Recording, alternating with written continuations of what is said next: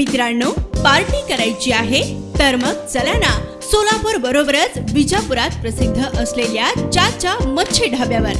चाचा मच्छी ढाबा, विजापूर रोड, टाकळी, सोलापूर. संपर्क 9765 066 495.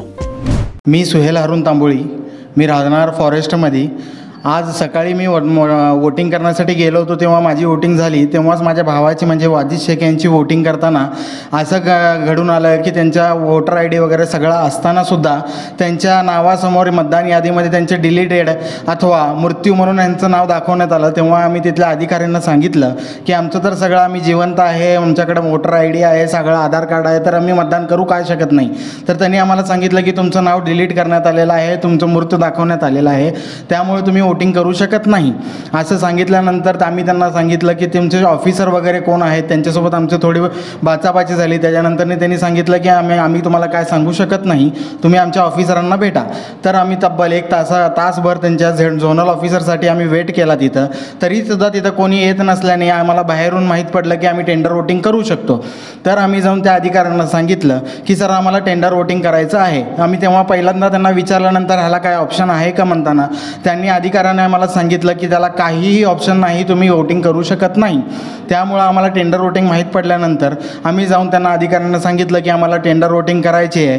त्यावेळेस त्यांनी आम्हाला वोटिंग करण्याचा अधिकार दिला. त्यावेळेस त्यांनी आमचं मतदान कार्ड वगैरे सगळं तपासलं, आमच्याकडनं लेफ्ट हँडचं थंब इम्प्रेशन घेतलं आणि एक साईन घेऊन आम्हाला वोटिंग करण्याचा अधिकार त्यांनी दिला आणि आम्ही वोटिंग केलो.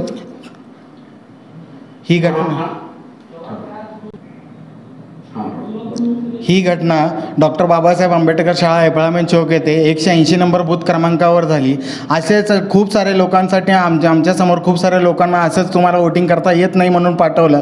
तर लोकांना हेच आव्हान आहे की तुम्हीही तुमचा हक्क, मतदानाचा हक्क गाजवू शकता, तुम्हीही स्वतः मतदान करू शकता.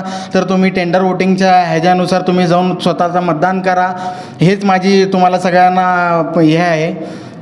तुमच्या नावाच्या समोर तिथं काय दाखवलं? आमच्या नावाच्या समोर तिथं डिलीटेड म्हणून दाखवलं आणि दुसऱ्या लोकांच्या नावासमोर डिलीटेड असून सुद्धा मृत म्हणून दाखवलं. ह्याच्या नावासमोर पण डिलीटेड आणि मृत म्हणून दाखवलं. तर मृत माणूस जे आहे ते जिवंत आहे. तर आता हे असं करण्यात येतं की मृत माणूसही वोटिंग करू शकतो.